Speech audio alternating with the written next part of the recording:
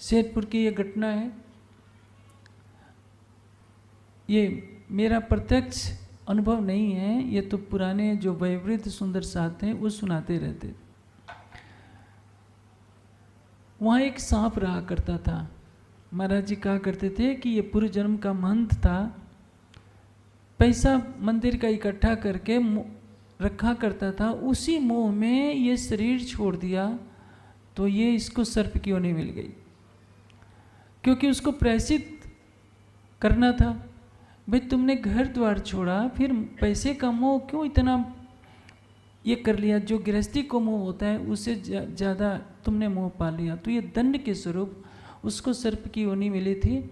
और पुराने कई सुंदर साथ के मुख से मैंने सुना है कि वो हमेशा प्रतीक्षा करता रहता था कि महाराज जी कब आएँ, संध्या आरती के समय मैं दर्शन करूं, और उसके बाद चला जाता था। तो पशु पक्षी भी मनुष्य की तरह बोल तो नहीं सकते, लेकिन उनको अनुभव होता है। जैसे आप देखते हैं कोई भूकंप आना होता है, कुछ आना होता है, तो कुत्ते बिल्ली को पता चल जाता है, पक्षियों को भी पता चल जाता है। ये तो मेरा प्रत्यक्ष अनुभव है कि एक बार मैं पीतमपुरा दिल्ली मंदिर में ठहरा हुआ था, कई वर्ष पुरानी घटना है, लगभग 22-23 वर्ष पुरानी घटना है।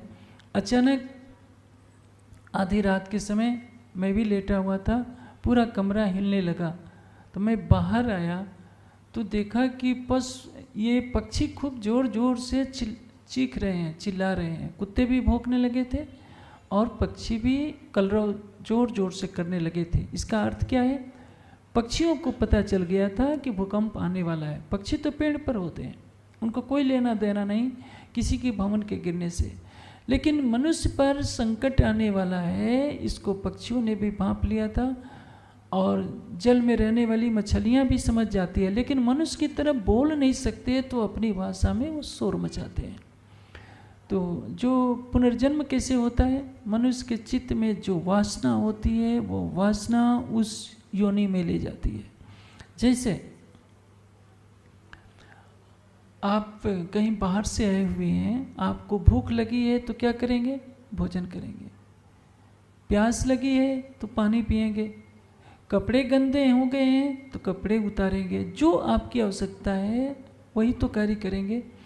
जीव जब एक शरीर को छोड़कर दूसरे शरीर में जाना चाहता है तो अंतमता सोगता, उसके अंतिम समय में शरीर छोड़ते समय जो मन में इच्छा होती है, और वह इच्छा उसकी वासना के अनुसार होती है, क्योंकि वह तो बेहोशी की अवस्था में होने लगता है। देखिए शरीर कैसे छूटता है। जब मनुष्य मरने वाला होता है तो उसके सारे प्राण इकट्ठे होने लगते हैं जीव के साथ। सारे प्राण 10 प्राण एक जगह आ जाते हैं, तो शरीर के जिस हिस्से से प्राण हटने लगते हैं, शरीर का वह भाग ठंडा होने लगता है। फिर उसके पश्चात उसको बेहोशी हो जाती है पल भर में, उसको कुछ पता नहीं होता। जीव और प्राण एक साथ अंतःकरण के साथ 17 तत्वों का शरीर बाहर निकल जाता है। ये मृत्यु की कहानी है। उस अवस्था में बेहोशी आने से पहले जो उसके मन में आता है, क्योंकि जब मनुष्य मरने लगता है, यदि उसको पता चल गया कि मैं मरने वाला हूँ, तो पुरानी बातों को सोचने लगता है कि मैंने ये किया।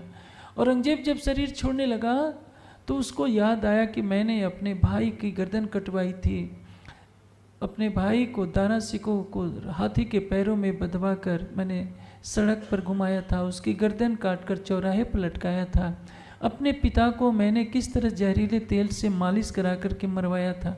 जिस चीज़ की हत्या कराई थी वो सारा दृश्य आने लगा।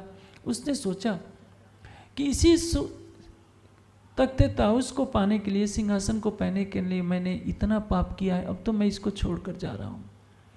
तो ये जो तृष्णा है, यही तृष्णा उसकी इच्छा का कारण बन जाती है। जो कर्मों के अनुसार उसकी इच्छा होती है और उसको उस योनि में ले जाती है। मरते समय यदि कोई मांस खाने का विचार कर लेगा तो मांस खाने वाली योनि में उसका जन्म हो जाएगा।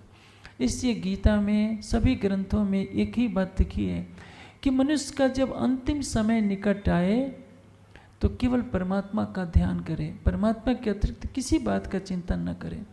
यदि कोई व्यक्ति परमात्मा का चिंतन करता है तो उसको मनुष्य योनि प्राप्त होगी। पशु पक्षियों के किसी भोग की तरफ उसका चिंतन हुआ तो पशु पक्षियों की योनि में जन्म मिल जाएगा। मनुष्य